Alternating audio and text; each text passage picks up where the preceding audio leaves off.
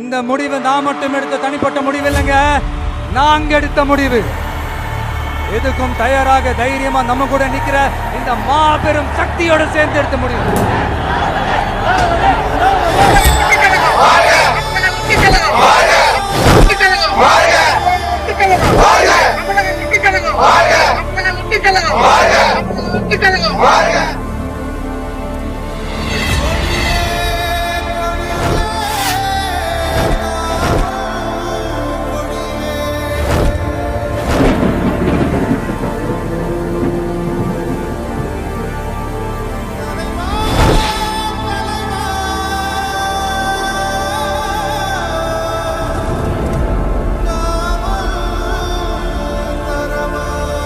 நம்ம தமிழக வெற்றி கழகத்தின் வழியா உங்களுக்காக உழைக்கணும்னு நான் வரேன்.